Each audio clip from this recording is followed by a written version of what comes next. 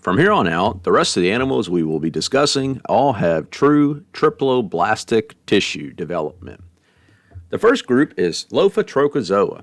Members of superphylum Lophotrochozoa are triploblastic with ectoderm, endoderm, and mesoderm embryonic germ tissues. They are bilaterally symmetrical. These groups also begin to show cephalization, which is where a higher concentration of nerve tissues and sensory organs are found in a head region.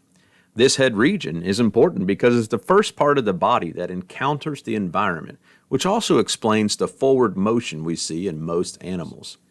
All members of this superphylum are also protostomes with a mouth-to-anus blastopore development. Flatworms are acoelomates in that they have no coelom or body cavity.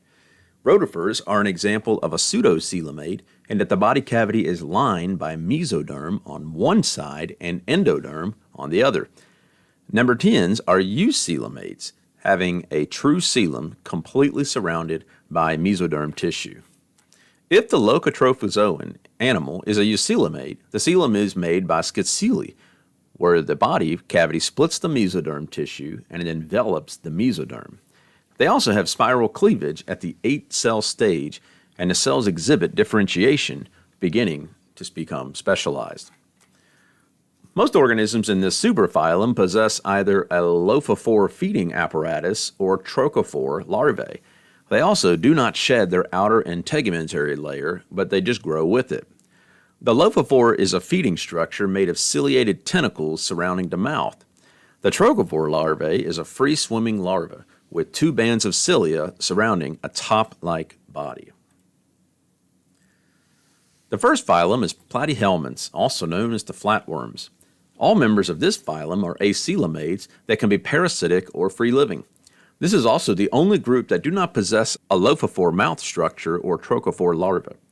This entire superphylum is still being looked at taxonomically due to this.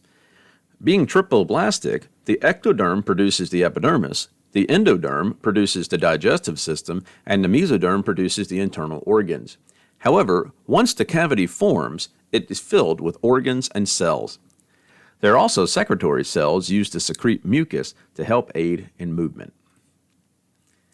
Free-living species of flatworms are predators or scavengers, whereas some parasitic forms absorb nutrients from their host by diffusion. Planarians, which are a group of free-living flatworms, have branched gastrovascular cavity, and the digestive system is incomplete since the mouth and anus are of the same opening. Digestion takes place within a cavity where enzymes break down food particles and are brought into cells via phagocytosis. Tapeworms lack a digestive system altogether and absorb digestive materials from host tissue. The excretory system is controlled by a network of tubules called flame cells, whose cilia move similar to a flame. They collect waste and release them from excretory pores. These wastes are nitrogenous in origin, but it can also regulate water levels in animals. The nervous system is made of 2 lateral nerve cords running down the body like a ladder with some concentrated nerves in the head region. The cerebral ganglia serve as rudimentary brain with power chemoreceptors and the eye spots.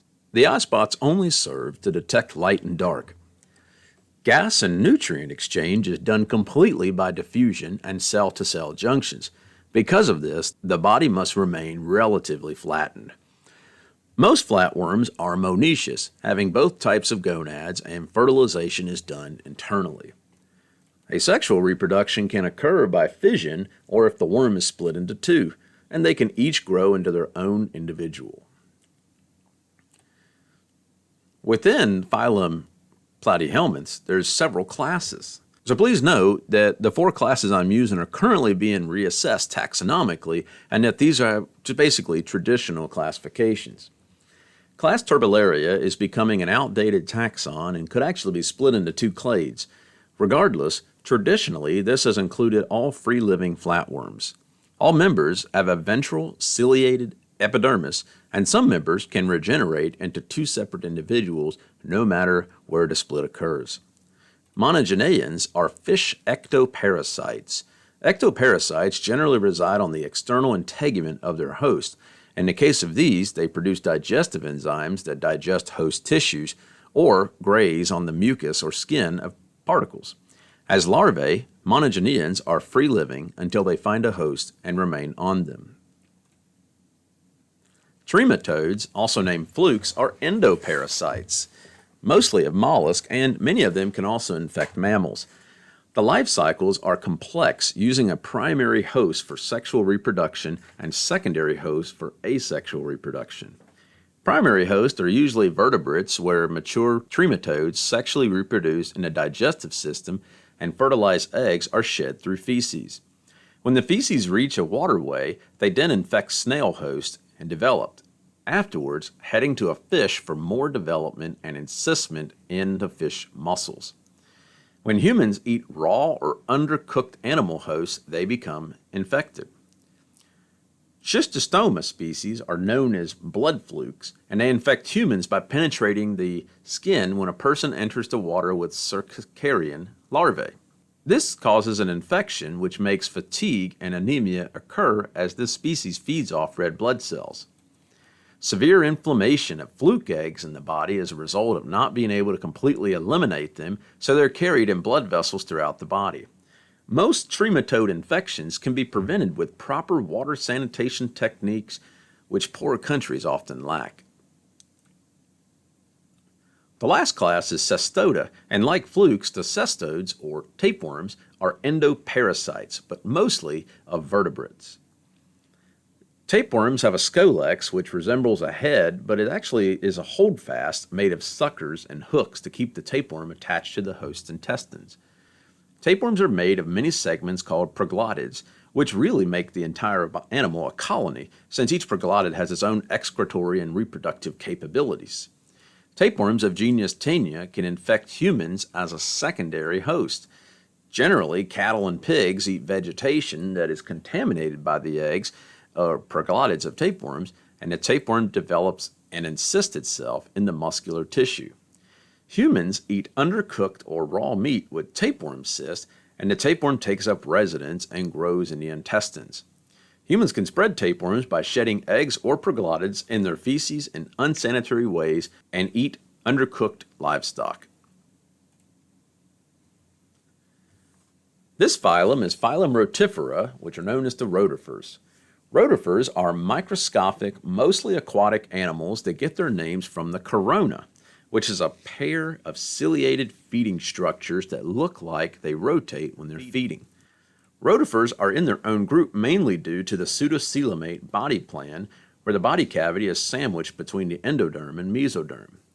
Anatomically, rotifers have three sections: the head, which contains the corona, the trunk, which houses most of the organs, and the foot, which helps the animal stay in place when planted. The foot is also used to help swim. Rotifers are found in mostly freshwater and some saltwater environments worldwide. In fact, we have rotifers in our pond and wetland waters around this location. They are filter feeders, eating dead material, algae, and other microscopic things. The corona is a row of cilia on each side that has an illusion of spinning once started, but it draws water into the mouth and mastics, which is the pharynx with teeth-like structures, to begin chewing. Food then enters the stomach and intestines for digestion and absorption, and finally, wastes are excreted out the anus. Over 2,200 rotifer species have been found, and many can exhibit parthenogenesis, meaning rotifers are mostly female. Since this lowers gene diversity, rotifers are known to borrow genes from DNA of other species.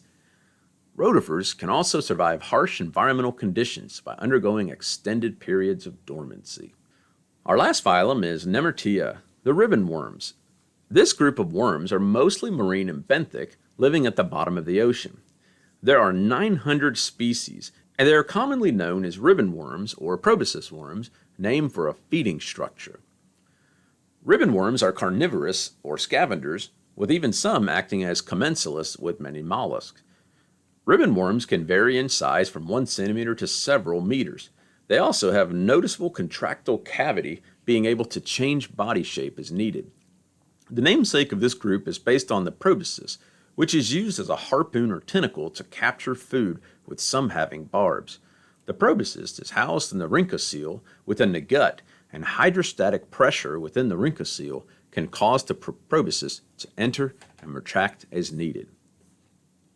In our next video, we'll look at mollusks and annelids.